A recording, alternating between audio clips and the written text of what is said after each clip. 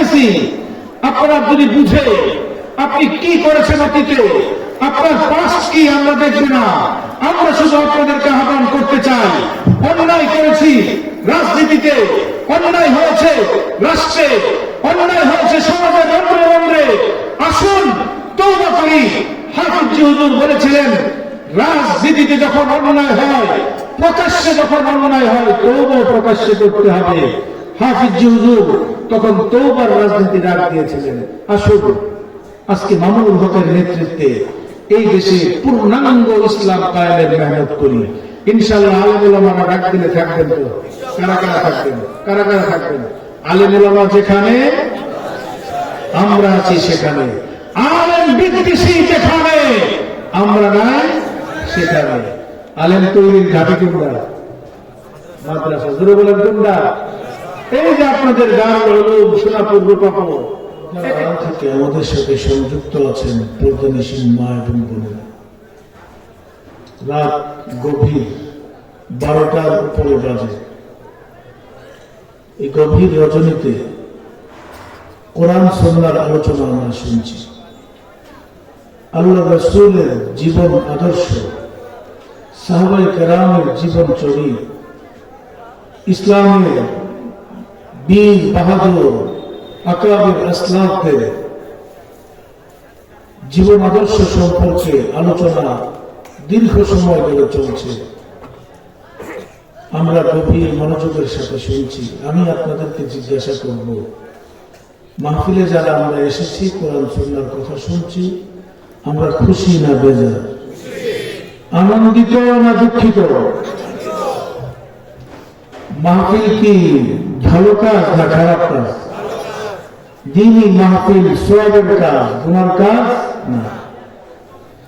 আল্লাহ রাসূল সাল্লাল্লাহু আলাইহি ওয়াসাল্লাম উম্মতের জন্য, উম্মতের দুনিয়া এবং আখিরাতের কল্যাণের জন্য অসংখ্য অগণিত হাদিস বর্ণনা করেছেন।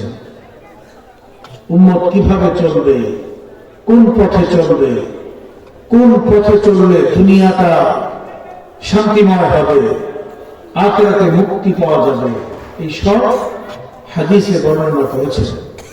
অসংখ্য অগণিত হাদিসের মধ্যে একটা প্রসিদ্ধ হাদিস আছে। আল্লাহ রাসূল ইরশাদ ফরমান, ইযা সাররাতকা হাসানাতুকা ওয়া ইযা সাআতকা সাইয়্যাতুকা ফাআনতা মুমিন। তোমার নেক কাজ যদি তোমাকে আনন্দিত করে, খুশি করে, গুনাহের কাজ যদি তোমাকে কষ্ট দেয়, মনে যদি দুঃখ লাগে, আমি নবী ঘোষণা করছি, ফাআনতা মুমিন, তুমি সত্যিকারের ঈমানদার। সুবহানাল্লাহ। আমরা যারা মাহফিলে আসতে পেরেছি, ভালো কাজে এসেছি, আমরা খুশি হয়েছি।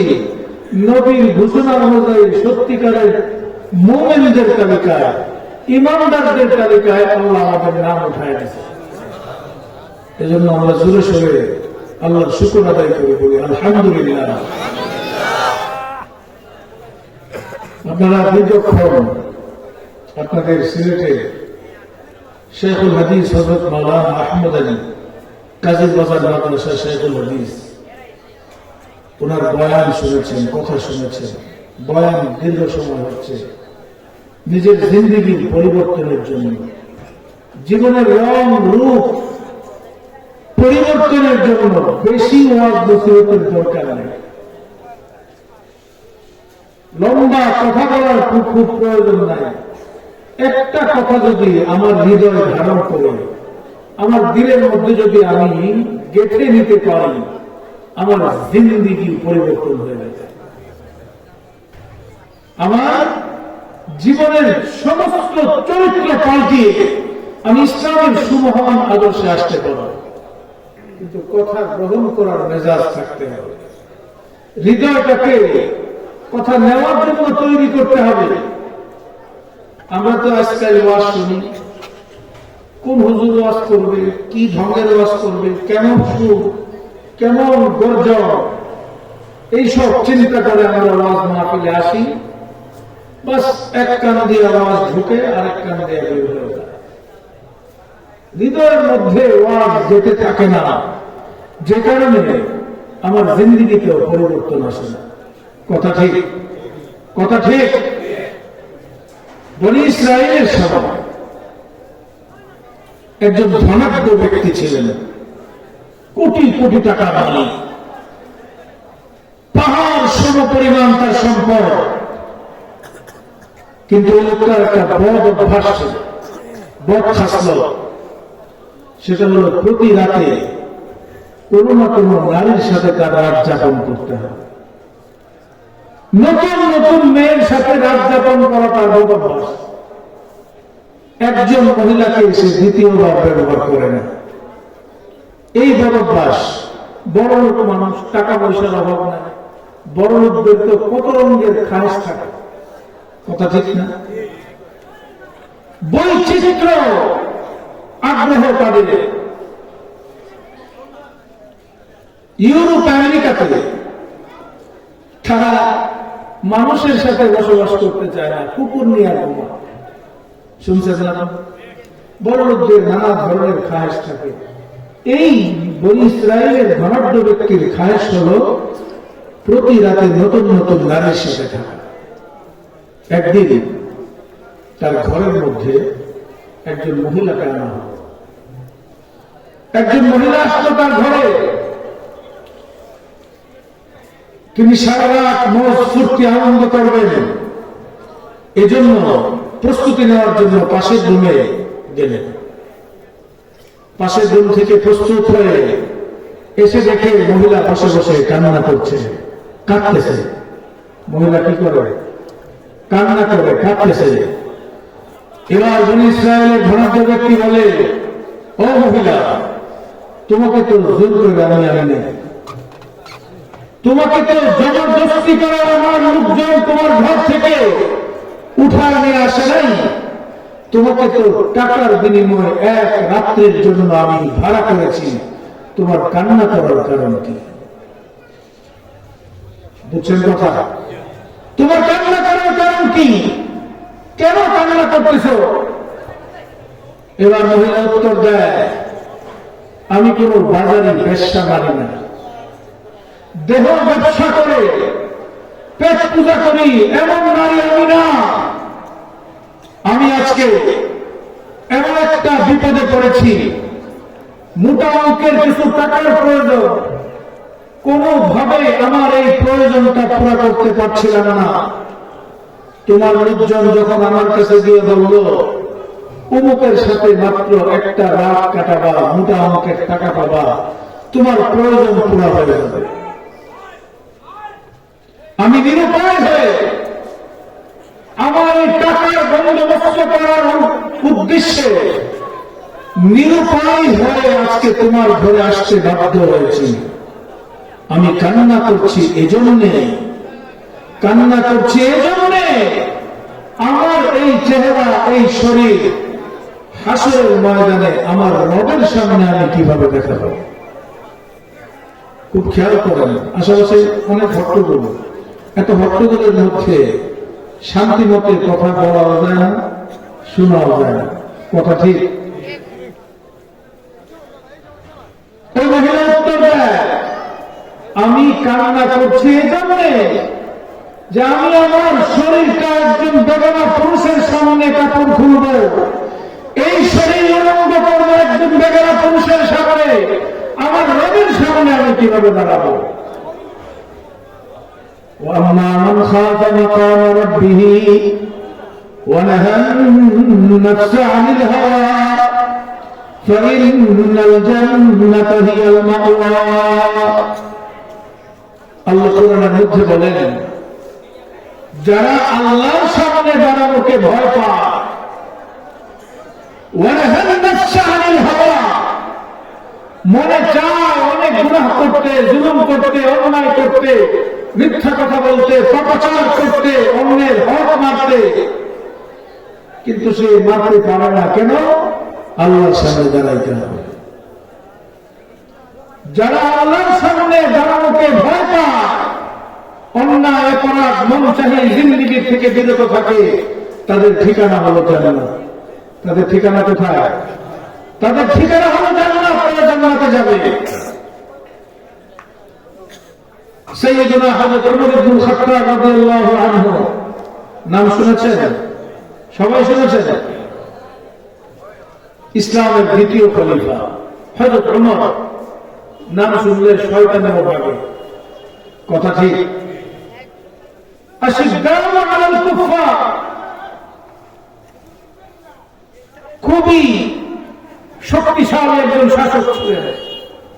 তার শাসনের যে এরিয়া, তার রাজত্বের যে এরিয়া, এটাকে আমাদের দেশের বাংলাদেশের মতো খুব ছোট্ট রাষ্ট্র ছিল, খুবই ছোট রাষ্ট্র না, অর্ধ জাহানের খলিফা ছিলেন, অর্ধ পৃথিবীর খলিফা। সাইয়্যিদুনা হযরত ওমর খলিফাতুল মুসলিমিন রাতের বেলা এলাকায় টহল দিতেন, ছদ্মবেশে টহল দিতেন। নিজের নাগরিকদের কি অবস্থা, তারা কি সুখে আছে না দুঃখে আছে, রাতের বেলায় পরিবারের লোকজন একসাথে সবাই বসে খাওয়া দাওয়া করে সুখ দুঃখের কথা বলে, কথা ঠিক না ঠিক? হযরত ওমর পাহারা দেন, এক রাতে পাহারা দিচ্ছেন, ঘরের দরজায় কান লাগাইলেন। একটা ঘরে গিয়া তিনি শুনেন মা তার মেয়েকে বলে, ওই মেয়ে, মাত্র বকরি ছাগল থেকে দুধ আমি দুবাই আনলাম, এই দুধের মধ্যে তুমি পানি দিয়ে দাও, কালকে বাজারের মধ্যে এই দুধ যখন বিক্রি হবে, আধা কেজি দুধ 1 কেজিতে বিক্রি করা যাবে, কথা ঠিক? এর টাকা বেশি পাওয়া যাবে। মেয়ে উত্তর দেয়, মা তুমি কি জানো না এখন কার শাসন চলছে? এখন ওমর ইবনে খাত্তাবের শাসন, ওমরের পরিষ্কার নির্দেশ, দুধের মধ্যে পানি দেওয়া যাবে না। তুমি কোন সাহসে আমাকে পানি দেওয়ার নির্দেশ করছো? এবার মা বলে, বেককল মেয়ে, বোকা মেয়ে, তুমি কিছুই বুঝো না। এখন এখানে কি ওমর দাঁড়ায় আছে? ওমর কি এখানে আছে না ওমরের কোন লোক আছে? তুমি দুধের মধ্যে পানি দিয়ে দাও, আমার মুনাফা বেশি হবে। এবার মেয়ে উত্তর দেয়, মা তুমি তো ঠিকই বলেছো, এখানে ওমরও নাই, ওমরের কোন প্রতিনিধিও নাই, কিন্তু তোমার রব, আমার রব রব্বুল আলামিন তো ঠিকই দেখবেন, রব্বুল আলামিন তো ঠিকই দেখবেন। আমি দুধের মধ্যে পানি দিয়ে মানুষকে ঠকাবো, আল্লাহর সামনে আমি কি জবাব দিব? وَأَمَّا مَنْ خَافَ مَقَامَ رَبِّهِ وَنَهَى النَّفْسَ عَنِ الْهَوَى فَإِنَّ الْجَنَّةَ هِيَ الْمَأْوَى। মনে চায় দুধে পানি দিতে, পানি দিলে মুনাফা বেশি হবে, টাকা বেশি পাওয়া যাবে, কথা ঠিক? কিন্তু পানি দিতে পারে না, কার ভয়ে? জোরে বলেন, কার ভয়ে? আল্লাহর ভয়ে। হযরত ওমরের কথা শুনলেন, মেয়েটা মাকে বলছে আল্লাহকে ভয় পাও। তিনি চিন্তা করলেন, এই মেয়েটারই আমার দরকার, নিজের ছেলেকে দিয়ে এই মেয়ের বিবাহের ব্যবস্থা করে দিলেন। আল্লাহু আকবার। এই জন্য সর্বক্ষেত্রে আল্লাহকে ভয় পাওয়া, নিজের প্রতিটা পদক্ষেপে, প্রতিটা কাজে, প্রতিটা মুহূর্তে আমার রব আমাকে ঠিকই দেখছেন, আমি এই অপরাধটা করলে আল্লাহর কাছে জবাব দিতে হবে, এই অনুভূতি নিজের মধ্যে সবসময় রাখা। যদি কেউ এই অনুভূতি রাখে যে আমার প্রত্যেকটা কাজের হিসাব আল্লাহর কাছে দিতে হবে, গুনাহ করতে পারবে? আমরা সব সময় নিজের অনুভূতির মধ্যে এই কথা রাখবো, আমার প্রতিটা কদম আমি কোথায় ফেলতেছি, আমার রব দেখতেছে। আমার রব কি দেখতেছেন? এই জন্য আল্লাহর ভয় রাখা। তো বনি ইসরাঈল যে কথা বলতেছিলাম, ওই ব্যক্তিকে মহিলা যখন বলল, আমি দুনিয়ার কোন কারণে কামনা করছি না, তোমার সাথে আমি আজকে রাত্রি যাপন করলে দুনিয়ার কেউ হয়তো জানবে না, কাক পক্ষীও টের পাবে না, কিন্তু আমি আমার এই শরীরটা আমার রবকে কিভাবে দেখাবো এই চিন্তায় আমি কামনা করছি। কথা খুবই সংক্ষেপ কথা বলল, অল্প একটু কথা। ওই ব্যক্তি হৃদয়ের মধ্যে তুলপাড় সৃষ্টি হয়ে গেল, তার হৃদয়ের মধ্যে ধাক্কা লাগলো, অন্তরের মধ্যে একটা তুলপাড় সৃষ্টি হলো। এবার ওই পুরুষও কান্না শুরু করলো, ওই ব্যক্তিও কান্না শুরু করলো, সেও কান্দে, মহিলাও কান্দে। এবার ওই ব্যক্তি বলে, আমি কত বড় দুর্ভাগা, হতভাগা, প্রতি রাতে কোনো না কোনো নারীর সাথে আমি রাত্রি যাপন করি। আমার কখনোই এই অনুভূতি আসে নাই যে এই অপরাধের জন্য আমার রবের সামনে আমাকে দাঁড়াতে হবে। তুমি আমাকে এমন একটা শিক্ষা দিলা, তুমি মাত্র একদিন একজন পরপুরুষের সামনে কাপড় খুলবে, এজন্য রবের ভয়ে তুমি কান্না করছো। আমি দুর্ভাগা, হতভাগা, বছরের পর বছর এভাবে অন্যায় অপরাধ আর পাপ করে যাচ্ছি, কোনদিন আমার রবের ভয় আমার দিলের মধ্যে আসতো না। এবার ওই ব্যক্তিও কান্দে, ওই ব্যক্তিও কান্দে, কাঁদতে কাঁদতে বুক ভাষা এক পর্যায়ে বলে, বোন, তোমার সাথে আমার আর কোনো পাপাচার করার ইচ্ছা নাই, তোমার সাথে কোনো আকাশ দোকান করার ইচ্ছা নাই। তুমি এবার নাও, তোমার যে টাকা নেওয়ার টাকা নিয়ে তুমি বাড়ি ফিরে চলে যাও, তোমার সাথে আমি আর কোনো অপরাধ করব না। তবে আমার একটা কি আছে, শর্ত আছে, আমার একটা শর্ত আছে। কি শর্ত? শর্ত হলো তুমি আমার চোখ খুলে দিয়েছ, আমার সামনে আমার জিন্দেগীর সব পাপ সামনে ভাসতেছে, আমি রবের কাছে তওবা করব, ক্ষমা প্রার্থনা করব, আমি মাফ চাইব। তুমি সতী সাধ্বী সালেহা নারী, তুমি নেককার নারী, নেকবক্ত নারী, তুমি আমার তওবার সাথে আমিন আমিন বলবা, আমি তওবা করব। আমার বিশ্বাস, আমার আশা, আমার রব, তুমি যদি আমিন আমিন বলো, আমার রব আমার তওবাটা কবুল করবে।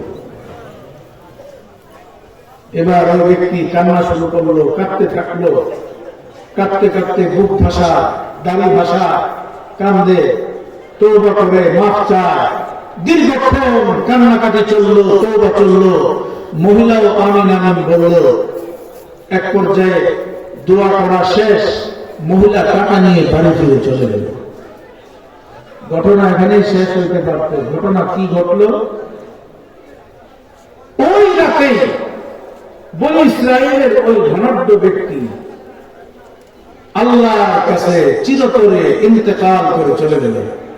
মানে তিনি ওই রাতে ইন্তেকাল করলেন, মারা গেলেন। বনী ইসরায়েলের সময় অনেক সময় কোন মানুষ মারা গেলে তার দরজার মধ্যে লেখা হতো, এই লোকটা কি জান্নাতে গেছে না জাহান্নামে গেছে। পরের দিন সকালে ওই ব্যক্তির ঘরের দরজার মধ্যে স্বর্ণের কালিতে লেখা, কদ মাতা মুমিন ওয়া দাখালাল জান্নাহ। একজন মুমিন ব্যক্তি ইন্তেকাল করেছে এবং সে জান্নাতে প্রবেশ করেছে। সুবহানাল্লাহ বলবেন। আপনাদের ঘুমে ধরে গেছে না? ঘুমে ধরে গেছে? জোরে সোরে বলেন সুবহানাল্লাহ। কথা তো অল্পই ছিল, একটা কথা শুধু বলছে, একটা বাক্য, যে আমি রবের সামনে দাঁড়াইতে ভয়ে আমি কান্না করছি। এতটুকু কথার কারণে তার জিন্দেগি সব গুনাহ খাতা সামনে এনে আল্লাহর কাছে তওবা করে ওই ব্যক্তি জান্নাতের পথের যাত্রী হয়ে গেল। আমার ভাইরা, ওয়াজ নসিহত উপদেশ, অল্প উপদেশে যদি আমার হৃদয় ধারণ করার জন্য নিতে পারি, গ্রহণ করতে পারি, আমার জিন্দেগীর হেদায়েতের জন্য যথেষ্ট হবে।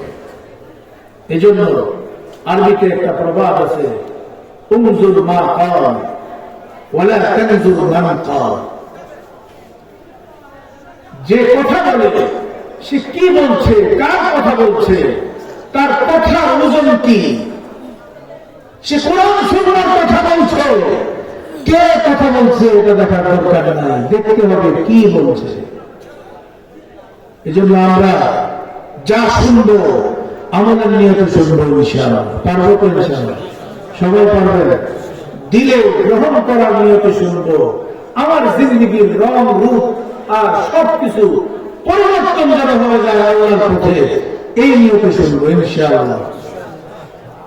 আমি আপনাদের সামনে লম্বা চড়া কথা বলবো না। আমার পরে মৌলানা জুনায়েদ আল হাবিব হাফিজাহুল্লাহ, আজিজুল হক ইসলামাবাদী, দুইজন বাংলাদেশের প্রসিদ্ধ মশহুর আলেম ওয়াইজ ইসলামী আলোচক আছেন, তারা কথা বলবেন। আমি আপনাদের সামনে বর্তমান সময়ে এই যে একটা বাংলাদেশ, এই বাংলাদেশে আমরা 92% মুসলমান, কথা ঠিক না ঠিক? কত পার্সেন্ট মুসলমান? 90-92% মুসলিম। এই দেশে আমাদের কিভাবে দেশটা গড়ার দরকার ছিল, আমরা কিভাবে করছি, এই বিষয়ে দু একটা কথা বলেই কথা শেষ করব। আল্লাহর পক্ষ থেকে আমি যে আয়াতটা তেলাওয়াত করেছি, এই আয়াত হলো হুয়াল্লাযী আরসালা রাসূলাহু বিল হুদা ওয়া দীনিল হক। আল্লাহ তার রাসূলকে প্রেরণ করেছেন হেদায়েত দিয়া, দ্বীনে হক দিয়া। হেদায়েত মানে কুরআন, দ্বীনে হক মানে ইসলাম। কুরআন এবং ইসলাম দিয়ে আল্লাহ তার রাসূলকে দুনিয়াতে প্রেরণ করেছেন, কথা ঠিক? দ্বীনে হক, দ্বীনে ইসলাম এবং কোরআন নিয়ে আল্লাহর রাসূল দুনিয়াতে এসেছেন, আল্লাহ পাঠিয়েছেন। উদ্দেশ্য কি এটা জানার দরকার আছে না নাই? জোরে বলেন আছে না নাই? আল্লাহ রাসূল কেন এসেছেন? এই আয়াতের মধ্যে আল্লাহ বলেছেন লিইয়ুযহিরাহু আলা দ্বীনি কুল্লিহি। পৃথিবীতে যত মতাদর্শ আছে, জীবন আদর্শ আছে, ধর্ম আছে, দিন আছে, মতবাদ আছে, ইজম আছে, সব কিছুর উপর আল্লাহর দ্বীনকে, ইসলামকে বিজয়ী করার জন্য কেন এসেছেন? ইসলামকে বিজয়ী করার জন্য। ইসলাম একটা বিজয়ী আদর্শ, কথা ঠিক না ঠিক? কথা যদি বলেন ঠিক না ঠিক? ইসলাম সবসময় বিজয় হয়, মুসলমানরা কখনো কখনো পরাজিত হয়ে যায়। ইসলামকে পুরোপুরি ধারণ না করার কারণে, ইসলামের বিধানের উপর পূর্ণাঙ্গভাবে না চলার কারণে মুসলমানরা কখনো কখনো পরাজিত হয়ে যায়, ইসলাম কখনোই পরাজিত হয় না, কথা ঠিক? ইসলাম বিজয় আদর্শ হিসাবে এসেছেন। এই বিজয়টা, ইসলামকে বিজয়ী করতে হবে জীবনের সর্বক্ষেত্রে। ব্যক্তি জীবনে ইসলামকে মানা, ইসলামকে বিজয়ী করা, পারিবারিক সামাজিক জীবনে ইসলামকে বিজয়ী করা, রাষ্ট্রীয় জীবনে ইসলামকে বিজয়ী করা, সর্বক্ষেত্রে যদি ইসলাম বিজয়ী হয়ে যায় তাহলে আল্লাহ রাসূলের মিশন সাকসেস হবে, সফল হবে, কথা ঠিক? প্রত্যেকটা মানুষের জীবনের বিভিন্ন স্তর আছে, ব্যক্তি জীবন, পারিবারিক সামাজিক জীবন, রাষ্ট্রীয় জীবন আছে না? কোরআনে যে আয়াতগুলো আছে, এই আয়াতগুলো দুই ধরনের। কয় ধরনের? দুই ধরনের। একটু মনোযোগ দিতে হবে, আমাদের ঈমানের সাথে সম্পর্ক এগুলো। আমি যে কথাগুলি বলবো এই কথাগুলো ঈমানের সাথে সম্পর্ক। কথাগুলো শুনতে মজা কম লাগবে, কিন্তু জানা অতীব প্রয়োজন। কোরআনের আয়াতগুলো দুই ধরনের। কিছু আয়াত আছে এমন যেগুলার আদেশ, যেগুলার নির্দেশগুলো, যেগুলার হুকুমগুলো ব্যক্তিগতভাবে, সামাজিকভাবে পালন করা যায়। কোরআনের কিছু আয়াত এমন আছে যেগুলা ব্যক্তিগতভাবে, সামাজিকভাবে আদায় করা যায় না, এগুলা আদায় করতে হয় রাষ্ট্রীয়ভাবে, দিন কায়েম করে। কথা কি কইছি বুঝছেন? কিছু কিছু বিধান আছে যেগুলা ব্যক্তিগতভাবে আদায় করা যায়, সামাজিকভাবে আদায় করা যায়, কোরআনের কিছু বিধান এমন আছে যেগুলো ব্যক্তিগতভাবে সামাজিকভাবে আদায় করা যায় না, রাষ্ট্রীয়ভাবে আদায় হবে, সবার পক্ষ থেকে আদায় হয়ে যায়। আল্লাহর কোরআনে আল্লাহ বলেছেন, ইন্নাস সালাতা কানাত আলাল মুমিনিনা কিতাবান মাওকুতা। আল্লাহ কোরআনের মধ্যে মুমিনদেরকে উদ্দেশ্য করে বলেছেন যে সালাত, নামাজ মুমিনদের উপর নির্ধারিত ফরজ। কে ফরজ করেছেন? যারা বলেন কে ফরজ করেছেন? আল্লাহ নামাজকে ফরজ করেছেন। একজন মানুষ আল্লাহর উপর ঈমান আনবে আর সে নামাজ পড়বে না, এটা হতে পারে? দুনিয়ার কোন দেশে না হলে বাংলাদেশে হয়। হুজুর নামাজ না হলেই কি আমরা কিন্তু সাচ্চাই আমরা কয় না একদিনের লোক। আল্লাহ রাসূল স্পষ্ট বলেছেন, কাফের এবং মুমিনের মধ্যে পার্থক্য হলো নামাজ। কথা কি? কাফের নামাজ পড়ে না, মুমিন নামাজ পড়ে। ইমানদার কি করে? কাফেরের চেহারা দেখে কি বোঝা যায় এটা কাফের? বোঝা যায়? বোঝা যায় না। বহু কাফের যে হুজুর একটু আগে বললেন আজকাল হিন্দুরাও দাঁড়িয়ে রাখে, বোঝার কোন উপায় আছে? মুসলমানদের চেহারা দেখে আর কাফেরদের লেবাস পোশাক যদি মুসলমানদের মতো বানায় ফেলে, বোঝার উপায় নাই। বোঝার উপায় একটাই, কাফের বেনামাজি, মুসলমান নামাজি। আমরা এই নামাজ কেন পড়ি? আল্লাহ আদেশ করেছেন। এই নামাজ আমরা কিভাবে পড়ি? মসজিদের মধ্যে 5 ওয়াক্ত নামাজ সমাজের সব মুসলমান একসাথে জামাতবদ্ধভাবে আদায় করবে। কথা ঠিক আছে? কেউ যদি জামাত কখনো কোনো কারণে না পায়, না করতে পারে, সে ব্যক্তিগতভাবে একাকী আদায় করবে। নামাজ ছাড়ার কোন উপায় আছে? উপায় আছে, কারণ এটা আল্লাহর ফরজ। এই বিধানটা আদায় করা যায় ব্যক্তিগতভাবে এবং সামাজিকভাবে। ঠিক তেমনি ইসলামের গুরুত্বপূর্ণ দ্বিতীয় বিধান হলো আতুজ যাকাত। নামাজের পরে দ্বিতীয় বিধান কি? যাকাত। দ্বিতীয় বিধান কি? যাদের টাকা পয়সা আছে, যাকাত দেওয়ার সামর্থ্য আছে, তাদের জন্য যাকাত দেওয়া ফরজ। কথা ঠিক? এই বিধান কার? এই আদেশ কার? আল্লাহর আদেশ।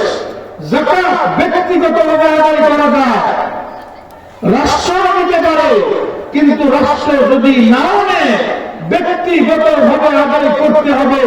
কেউ যদি যাকাত আদায় না করে, কিয়ামতের ময়দানে তার সম্পদ সাপ হয়ে তার গলা পেঁচায় দেবে। এই জন্য যাদের সম্পদ আছে, পাই টু পাই হিসাব করে যাকাত দিতে হবে।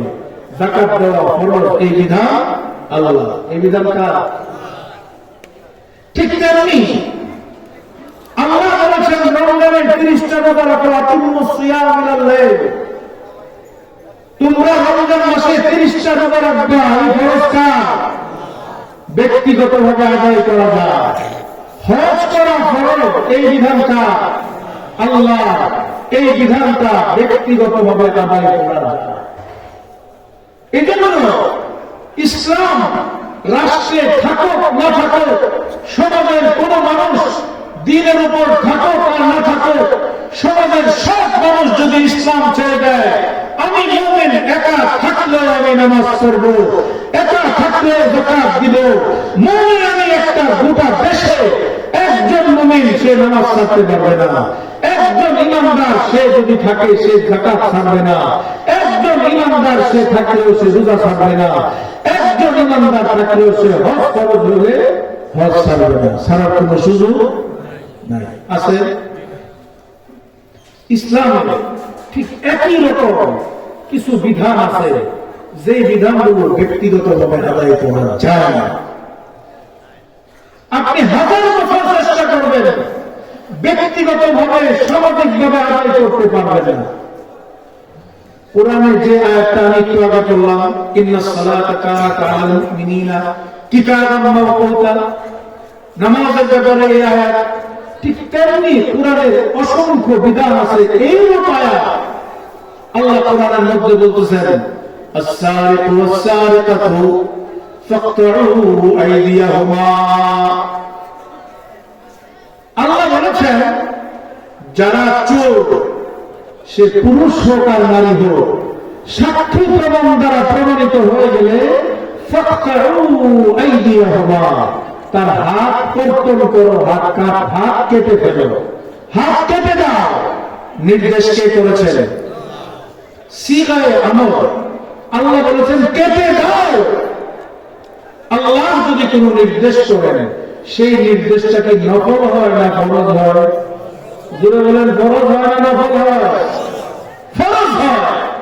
তাহলে আমি আপনাদেরকে জিজ্ঞাসা করবো, আপনাদের সিলেটের বালাগঞ্জ বা এই এলাকা বা এই দেশে, এই বাংলাদেশে চুরি আছে না নাই? জুড়ে বলেন, চুরি আছে না নাই?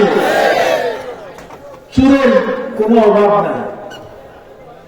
শেষকা চুর, শীত কাটা চুর, রাস্তায় চুরি করে, পকেট মার সহ রাষ্ট্রীয় পর্যায়ে বড় বড় আমলা অফিসার, রাষ্ট্রের দায়িত্বশীল সবাই চুরি করে, পত্র পত্রিকায় আসে, দুর্নীতি করে। কিন্তু বাংলাদেশে কি কখনো আল্লাহ বলছে হাত কেটে দাও, হাত কাটতে কাউকে দেখছেন? তাহলে আমরা এই 90% মুসলমানদেরকে আল্লাহ আদেশ করেছিলেন, তোমরা চুরি ধরা পড়লে এবং সাক্ষী প্রমাণ দ্বারা প্রমাণিত হয়ে যাবে, হাত কাটবা। জীবনে কোনদিন হাত কাটা হয় না, নিজেরাও কাটে নাই, কাউকে কাটতে দেখিও নাই। কথা ঠিক? বিধানটা কারা? এই বিধান ফরজ না নফল? এই বিধান ফরজ। এই বিধান আদায় কিভাবে হবে? এটার নিয়ম আছে। আপনি একটা চুল ধরা করলো, 2-3 জনে মিলে তার হাত কেটে দিবেন, এইভাবে আদায় করলে আদায় হবে না। আল্লাহর নির্দেশে সেইভাবে না। এই বিধানটা আদায় হবে রাষ্ট্রীয় ভাবে, বিচার ব্যবস্থার মাধ্যমে, আদালত কর্তৃক। ইসলামের যে বিচারক থাকবেন ইসলামী রাষ্ট্রে, তিনি সাক্ষী প্রমাণ দ্বারা প্রমাণিত হলে তিনি ফয়সালা দিবেন যে তার হাত কাটতে হবে। আপনার এলাকার সবচেয়ে জনবহুল এরিয়া মসজিদের সামনে চুরের হাত কাইটা যখন জনসম্মুখে প্রকাশ করবে, আপনারা বলুন এই চুর যতদিন বাঁচবে তার হাত কাটা থাকবে। চুরি বাংলাদেশে থাকবে না? থাকবে, থাকবে চুরি।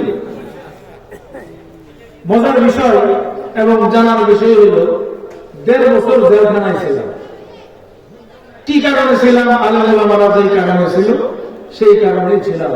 বাংলাদেশে ইসলামী জনতার আধ্যাত্মিক রাজনৈতিক রাহবার শেখুল হাদিস ইবনে শেখুল হাদিস আল্লামা মামুনুল হক হাফিজাহুল্লাহ এবং আমি 2 জন ব্যক্তি একই রুমে 14 মাস ছিলাম, আর বাকি 4 মাস অন্য জায়গায় ছিলাম। জেলখানায় থাকার কারণে থানা, পুলিশ, আদালত দেখছি। আমাকে ঢাকার একটা থানায় রিমান্ডে নেওয়া হবে, 3 দিনের রিমান্ড। একদিন যাওয়ার পরে দ্বিতীয় দিনে একটা ছেলে আসছে, বয়স হল 23-24 বছর, ব্যবহার খুব সুন্দর, কথাই খুব স্মার্ট। আমি জিজ্ঞাসা করলাম, রমিয়া কাছে আসো, তোমার ঘটনা কি? কেন তোমার ধরে আছে? বলতে চায় না, কইতে চায় না। আমার হুজুর আপনাদের কেন আছে? আমি বললাম, আমি বললাম হেফাজত ইসলাম।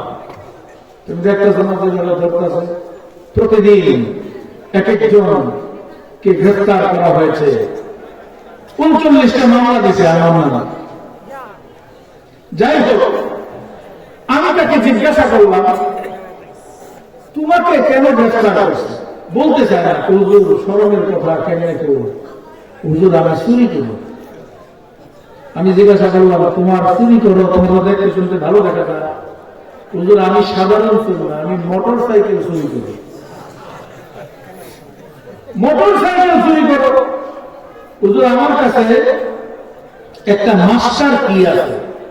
একটু আগে একজন মহিলা আসতো, সে হল আমার স্ত্রী। তার কাছে আমি মাস্টার কিটা দিয়ে দিচ্ছি, একটা মৌলিক চাবি, যেই চাবি দ্বারা পৃথিবীর যে কোনো মোটর সাইকেল 1 থেকে 1.5 থেকে 2 সেকেন্ডের মধ্যে আমি তালা ভাঙা খুললাম, স্টার্ট দিয়ে নিয়ে যেতে পারি। আমি এত স্মার্ট চোর। হুজুর খালি তাই না, এই শাহবাগ থানা, যে থানায় আমি আর আপনি রিমান্ডে আছি, এই থানা থেকেও আমি মোটর সাইকেল চুরি করছি। এ হলো আমাদের বাংলাদেশ। আমি বললাম তোমার কি হবে, কিভাবে কি হবে? কোনো টেনশন নাই, আমাদের আইনজীবী নিয়োগকৃত আছে। যখনই ধরা পড়লো আমার জেলখানায় নিবে, সাথে সাথে আমার আইনজীবী উকিল সে মানে আদালত থেকে ওকালতনামা পাঠায় দিবে, আমি ওকালতনামায় সিগনেচার করব। আর আদালতে, নিম্ন আদালতে যদি জামিন না হয়, জজ কোর্টে যদি জামিন না হয়, হাইকোর্ট থেকে জামিনের ব্যবস্থা করে ফেলবে। টাকা পয়সার কোনো টেনশন নাই, আমি নিয়মিত কাস্টমার,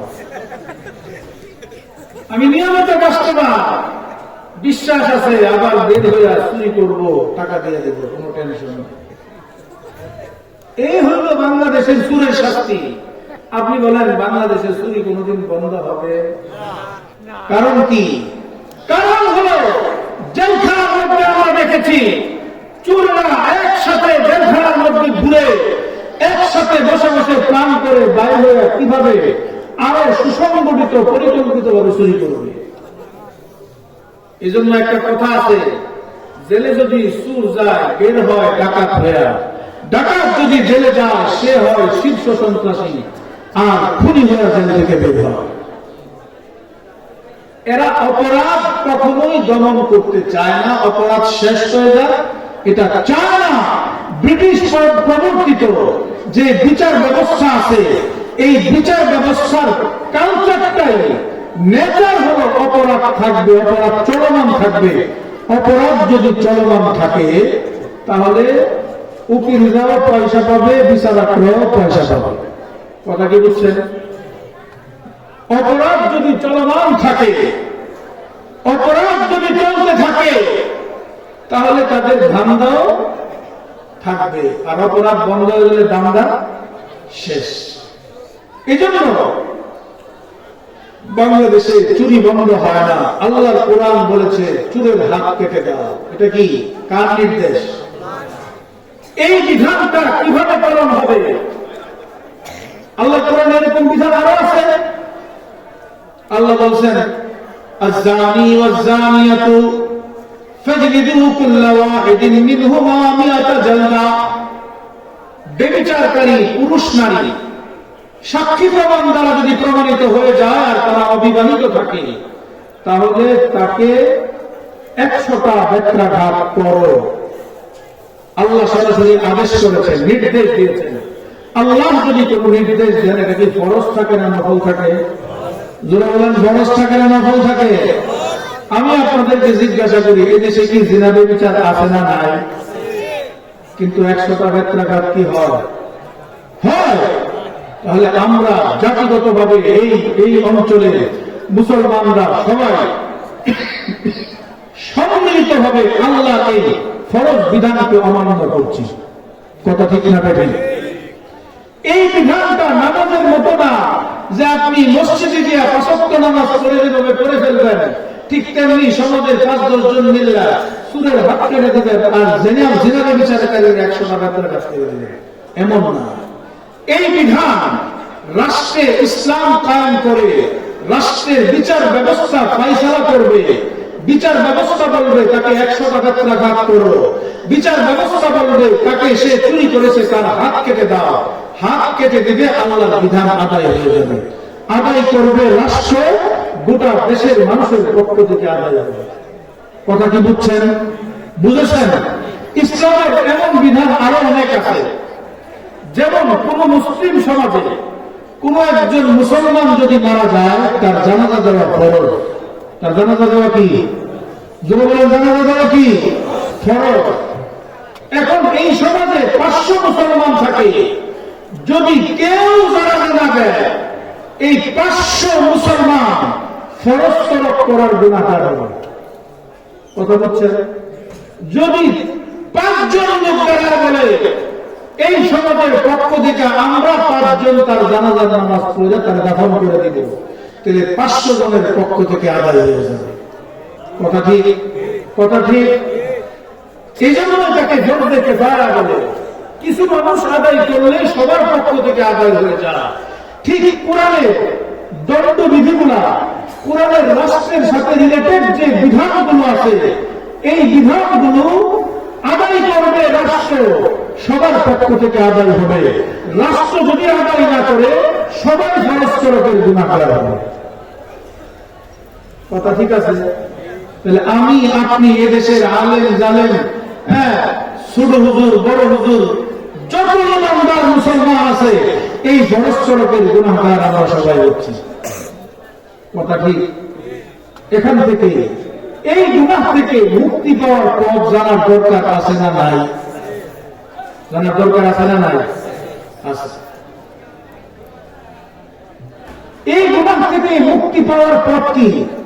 যে রাষ্ট্রের সাথে রিলেটেড যে আল্লাহর বিধানগুলো, এই বিধানগুলো রাষ্ট্র পালন করে না, যে কারণে আমাদের পক্ষ থেকে পালিত হচ্ছে না, আমরা সবাই পরস্পরের গুনাহগার হচ্ছি। এখান থেকে পরিত্রাণের পথ কি? হযরত শেখুল হাদিস আল্লামা আজিজুল হক রাহিমাহুল্লাহ, নাম শুনেছেন? সবাই শুনেছেন? এই যে আল্লামা মামুনুল হক সাহেবের নাম একটু আগে বললাম। তার শ্রদ্ধেয় পিতা, আমাদেরও পিতা, আমাদের রুহানি পিতা, আর মামুন সাহেবের সরাসরি পিতা। আমরা সাইফুল হাদিস হুজুরের ছাত্র, হুজুরের কর্মী, হুজুরের শিষ্য, হুজুরের মিশনই আমাদের মিশন, হুজুরের লক্ষ্যই আমাদের লক্ষ্য। এভাবে হুজুরের পদাঙ্ক অনুসরণ করে চলছি কিয়ামত পর্যন্ত। তার হায়াত মৃত্যু পর্যন্ত যেন হুজুরের পদাঙ্ক অনুসরণে চলতে পারেন, দোয়া চাই, আল্লাহ কবুল করুন। হযরত শেখুল হাদিসকে প্রশ্ন করা হলো যে হুজুর, আপনারা যে এই রাষ্ট্রে ইসলাম কায়েমের মেহনত করেন, রাষ্ট্রকে ইসলামী রাষ্ট্র বানানোর মেহনত করেন, আসলে কি কোনদিন এটা হবে এবং কেন করেন, কি উদ্দেশ্যে করেন? শেখুল হাদিস রহমতুল্লাহ আলাইহি উত্তর দিয়েছেন, তো তোমার এই উত্তর দেওয়ার আগে একটা ঘটনা বলতে হবে। একটা ঘটনা বলতে হবে। ঘটনা কি? সাইয়্যিদুনা হযরত ইব্রাহিম আলাইহিস সালাতু ওয়াস সালাম, তাকে আগুনে নিক্ষেপ করা হয়েছিল। আপনারা জানেন না এই ঘটনা? কেন আগুনে নিক্ষেপ করা হয়েছিল? তার সমাজে, তার পরিবারে সব লোক ছিল মূর্তি পূজা করে। তারা একবার গেল বাৎসরিক মেলা উদযাপন করতে, বাড়িঘর খালি। হযরত ইব্রাহিম বাড়িতে একা, চিন্তা করলেন এই সুযোগ সবগুলি মূর্তি ভাঙ্গা দেয়। সব মূর্তি ভাঙ্গা বড় মূর্তিটার কাঁধের উপর কুড়াল দাঁড়াই গেছে। তারা মেলা থেকে ফিরে এসে দেখে মূর্তি সব শেষ, খালি বড়রা দাঁড়ায় গেছে। এবার জিজ্ঞাসা করে তারা পরস্পর একজন একজন, কে ভাঙলো? তো বাড়িতে তো একজনই ছিল, ইব্রাহিম। এবার ইব্রাহিম আলাইহিস সালাতু ওয়াস সালামকে জিজ্ঞাসা করলো, তুমি কি মূর্তি ভাঙছো? আমি মূর্তি ভাঙছি না, কে ভাঙছে? বড়রা জিজ্ঞাসা করো, বড়রা জিজ্ঞাসা করো, তার কাছে তো কোরআন। এবার বলে, তুমি কি জানো না মূর্তি কথা বলতে পারে না? এবার হযরত ইব্রাহিম আলাইহিস সালাতু ওয়াস সালাম বলেন, যে মূর্তি কথা বলতে পারে না, নিজেকে রক্ষা করতে পারে না, সেই মূর্তি তোমাদেরকে কি রক্ষা দেবে? তোমাদেরকে কিভাবে বাঁচাবে? খবর চলে গেল নমরুদের কাছে, শাসক নমরুদ হল বাদশা, যে ইব্রাহিম নামে একটা ছেলে, একটা যুবক, সে মূর্তি ভাঙা ফেলেছে। ইব্রাহিমকে ডাকলেন, ডাকে জিজ্ঞাসাবাদ। সে ফয়সালা দিল, এত জঘন্য অপরাধ করছে আমাদের খোদা, আমাদের প্রভু, আমাদের যাদেরকে আমরা পূজা করি, তাদেরকে সে ভাঙচুর করেছে, তার শাস্তি জানতে ভালো হবে না, তাকে প্রকাশ্যে সব মানুষকে উপস্থিত করে আগুনের মধ্যে তাকে নিক্ষেপ করা হবে। এবার আগুন জ্বালানো হলো, আর সারা দেশে ঘোষণা দিল, মূর্তি ভাঙার অপরাধে ইব্রাহিমকে আগুনে নিক্ষেপ করা হবে অমুক তারিখে, তোমরা সবাই একত্রিত হবে। হযরত ইব্রাহিম আলাইহিস সালাতু ওয়াস সালামকে আগুনে নিক্ষেপ করা হলো। এই আগুন হযরত ইব্রাহিমের জন্য ফুল বাগান হয়ে গেল। সেই ইতিহাস আপনারা জানেন। আল্লাহ নির্দেশ করছেন, ইয়া নারু কুনি বারদান ওয়া সালামান আলা ইব্রাহিম, হে আগুন তুমি আমার ইব্রাহিমের উপর এটা শান্তিদায়ক ঠান্ডা হয়ে যাও। আগুন হয়ে গেল ফুল বাগান। যাকে আমি ওইদিকে যাচ্ছি না, নমরুদ একটা সিংহাসনের মধ্যে বসে তামাশা দেখে ইব্রাহিমের আগুনে ফেলাচ্ছে। এবার দেখে দূরের থেকে একটা ব্যাঙ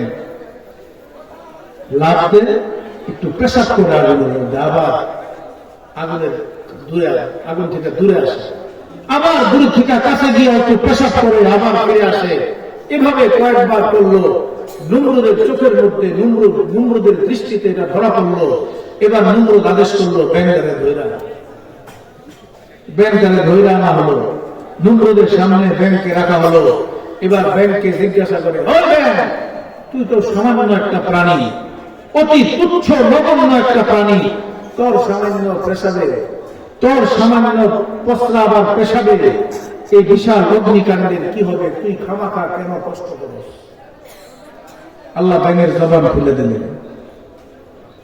আল্লাহ ব্যাঙের জবান খুলে দিলেন। এবার ব্যাঙ উত্তর দেয়, খোদার দুশমন নমরুদ, তুই কি বুঝবি? কাল হাসরের ময়দানে আল্লাহ যদি প্রশ্ন করেন, আমার বন্ধু, আমার খলিল, আমার নবী ইব্রাহিমকে আগুনে নিক্ষেপ করা হয়েছিল, তুমি তো আমার একটা মাখলুক ছিলা, তোমাকে তো আমি সৃষ্টি করেছিলাম, আমার নিয়ামত ভোগ করেছো, আমার বন্ধুকে বাঁচানোর জন্য তুমি কি চেষ্টা করেছিলে?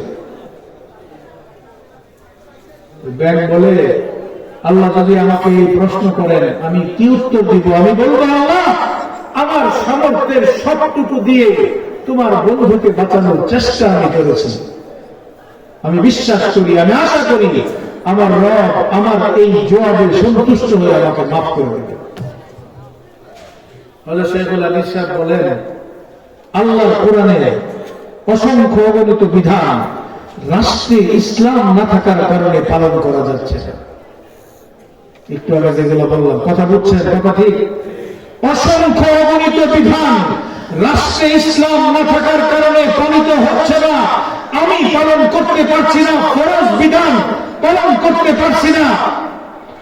আমি মেহনত চালু করেছি, আন্দোলন করছি, জনগণকে সংঘবদ্ধ করছি, জনগণকে বুঝাইতেছি, মানুষকে ঐক্যবদ্ধ করার চেষ্টা করছি। মানুষ যদি সবাই ঐক্যবদ্ধ হয়ে এই দেশে ইসলাম কায়েম করে, তাহলে রাষ্ট্রের সাথে রিলেটেড সবগুলো বিধানের উপর আমল করা সম্ভব। আমাকে যদি আল্লাহ প্রশ্ন করেন, আজিজুল হক, তুমি তো জমানার সবচেয়ে বড় শাইখুল হাদিস ছিলা, তুমি সবচেয়ে বড় আলেম ছিলা, হাজার হাজার ছাত্র, ভক্ত, শিষ্য তোমার ছিল, তুমি কি ভূমিকা পালন করেছো আমার কোরআনের আয়াতগুলোর উপর আমল হয় নাই? তুমি কি ভূমিকা পালন করে এসেছো? আমি তখন আল্লাহর কাছে জবাব দিব, আল্লাহ, আমার সামর্থ্যের সবটুকু বিলি করে, আমি আমার চেষ্টা প্রচেষ্টার সবটুকু বিলিয়ে দিয়ে তোমার দ্বীনের জন্য আমি জেল খেলেছি, নির্যাতিত হয়েছি, রক্ত দিয়েছি, আমি একটা মেহনত চালু করেছি, একটা আন্দোলন চালু করেছি, একটা সংগঠন রেখে দিয়ে এসেছি, আমার ভক্ত ছাত্রদেরকে উপদেশ এবং নসিহত করে এসেছি। তোমরা এই মেহনত, রাষ্ট্রে ইসলাম কায়েমের মেহনত করো, এই প্রচেষ্টা করতে থাকো। এই প্রচেষ্টা করলে আমি আজিজুল হক বলে যাচ্ছি, এই প্রচেষ্টা যদি আমি করি, আল্লাহর কাছে বলি, আল্লাহ চেষ্টা করেছি দিন কায়েমের জন্য, দিন কায়েম হয়ে গেলে ইসলামের সবগুলো বিধানের উপর আমল হতো, এই চেষ্টার সবটুকু আমি করে আসছি। আল্লাহ, পারি নাই, তুমি রব, তুমি গফফার, আমার উযর কবুল করে আমাকে মাফ করে দাও। আমার বিশ্বাস, আমার আশা, আমার রব আমার উযর কবুল করে আমাকে মাফ করে আমাকে জান্নাত দান করবে। আজকে বাংলাদেশে ইসলাম রাষ্ট্রীয়ভাবে না থাকার কারণে ইসলামের বিধিবিধানগুলো সবগুলোর উপর আমরা আমল করতে পারতেছি না। কথা ঠিক, কথা ঠিক। এই জন্য এই যে আমল করতে পারতেছি না, ফরজ বিধানগুলো তরক করছি, এই গুনাহ থেকে বাঁচতে হলে রাষ্ট্রে ইসলাম কায়েমের মেহনত করতে হবে, কারণ এটাই প্রতিবন্ধকতা। এই প্রতিবন্ধকতা দূর করতে পারলেই, রাষ্ট্রে ইসলাম কায়েম হয়ে গেলে সুরের হাত কাটা হবে। কথা ঠিক। জিনাকারীকে 100টা বেত্রাঘাত করা হবে। আরো যে বিধানগুলো আছে এগুলোর উপর আমল করা যাবে। এই জন্য রাষ্ট্রে ইসলাম কায়েমের মেহনত যারা করবে, তারা এই বিধানগুলো পালন না করতে পারার ব্যর্থতা আল্লাহ মাফ করে দিবেন এবং তাদেরকে আল্লাহ রাষ্ট্রে ইসলাম কায়েমের মেহনতের ওসিলায় জান্নাত দান করবে। এই মেহনত করার দরকার আছে না নাই? বাংলাদেশের আলেম উলামারা বাংলাদেশের আলেম ওলামারা রাষ্ট্রের সাথে কিছু কথাবার্তা কেন বলে? নিজেরা ক্ষমতা নেওয়ার জন্য, হালুয়া রুটির জন্য, দুর্নীতি করে এক একজন কোটিপতি হবে এই জন্য না। আল্লাহর বিধানকে রাষ্ট্রে কায়েম করা এটা নবীর মিশন। কারণ নবী শুধু ব্যক্তিগতভাবে ইসলাম কায়েম করতে আসেন নাই, নবী সামাজিকভাবে ইসলাম কায়েম করতে আসেন নাই, নবীর দ্বীন, নবীর হায়াতের মধ্যে পূর্ণাঙ্গতা লাভ করে নাই যতদিন না পর্যন্ত মদিনাতে গিয়া ইসলামী হুকুমত কায়েম না করেছেন। মদিনায় গিয়া তিনি ইসলামী স্টেট কায়েম করেছেন। ইসলামের সব বিধান যখন বাস্তবায়ন করতে পেরেছেন, ব্যক্তি জীবনে ইসলাম কায়েম হয়েছে, সমাজে কায়েম হয়েছে, পরিবারে কায়েম হয়েছে, রাষ্ট্রীয় মদিনা দারুস সালতানাত থেকে ইসলামের বিধিবিধান যখন বাস্তবায়ন শুরু হয়ে গেল, তখনই আল্লাহ বলেছেন আল-ইয়াওমা আকমালতু লাকুম দীনাকুম ওয়া আতমামতু আলাইকুম নি'মাতি ওয়া রাদিতু লাকুমুল ইসলাম দীনা। যে আমি তোমাদেরকে আকমালতু লাকুম দীনাকুম, তোমাদের দ্বীনকে আমি পূর্ণাঙ্গতা দান করছি। দ্বীনের পূর্ণাঙ্গতা ব্যক্তিগতভাবে ইসলাম কায়েমের পরে আসে নাই, সামাজিক পারিবারিক ভাবেও কায়েম হওয়ার পরে আসে নাই, রাষ্ট্রে ইসলাম কায়েমের পরে এসেছে। তো আল্লাহ নবীর মিশন হলো ব্যক্তি, সমাজ, পরিবার, রাষ্ট্র সব জায়গায় ইসলামকে বিজয়ী করা। এই মেহনতের সাথে আমরা থাকবো তো ইনশাআল্লাহ। দেশের আলেম সমাজ, দেশের ইসলামী নেতৃবৃন্দ, আপনাদেরকে অন্য কিছু না, জাহান্নাম থেকে মুক্তি নিশ্চিত করার জন্য, জান্নাত প্রাপ্তি নিশ্চিত করার জন্য এই জাতির মুসলমানদেরকে ঐক্যবদ্ধ করতে চান। অন্য কোন উদ্দেশ্য আছে? অন্য কোন উদ্দেশ্য আছে? সুতরাং আলেম ওলামা, ইসলামী নেতৃবৃন্দের সাথে কারা কারা থাকতেছেন হাত তুলেন। এই দেশে বর্তমান সময়ের রাহবার শেখুল হাদিস ইবনে শেখুল হাদিস হযরতুল আল্লাহ মামুনুল হক হাফিজাহুল্লাহ, তিনি এই মেহনতটা করছেন। এই মেহনতের সাথে যারা আসবে, আমাদের কারো সাথে আদালতি নাই, দুশ্মনী নাই। আমরা বুঝাইতেছি, আপনারা যদি বুঝে আপনি কি করেছেন অতীতে, আপনার পাস্ট কি আমরা দেখব না। আমরা শুধু আপনাদেরকে আহ্বান করতে চাই, অন্যায় করেছি রাজনীতিতে, অন্যায় হয়েছে রাষ্ট্রে, অন্যায় হয়েছে সমাজের অন্ধ্রে অন্ধ্রে, আসুন তওবা করি।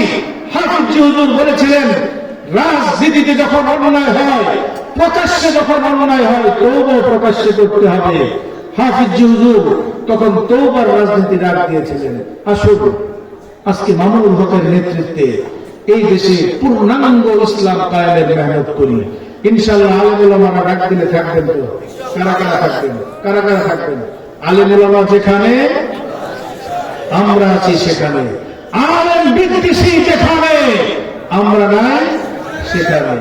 আলেম তৈরির ঘাটি কোনটা? মাদ্রাসা। জোরে বলেন কোনটা? এই যে আপনাদের দারুল উলুম, সোনাপুর, রূপাপুর, এক একটা সূর্য সন্তান আপনাদের এলাকা থেকে বের হবে। এক একজন শাইখুল হাদিস, মুহাদ্দিস, মুফতি বের হবে। গোটা জাতিকে তারা ইসলামের পক্ষে রাহনুমাই করবে। এই যে আপনাদের এলাকার সূর্য সন্তান মৌলানা মোহাম্মদ রেজাউল হক, তিনি বাংলাদেশে শুধু ইসলামের খেদমত করছেন তা না, তিনি যুক্তরাজ্যে, বেদিন রাষ্ট্রে, কাফিরদের দেশে, সেখানে দারুল উলুম, সেখানে মাদ্রাসা কায়েম করে হাদিসের খেদমত করতেছেন। ওনার বুনিয়াদ তো এখানে, ওনার বুনিয়াদ তো এখানে। এই জন্য আলেম ওলামা মাদ্রাসার সাথে আমরা থাকবো। দুনিয়াতেও কল্যাণ হবে, আখিরাতেও কল্যাণ হবে। আল্লাহ আমাদের সবাইকে আলেমদের সাথে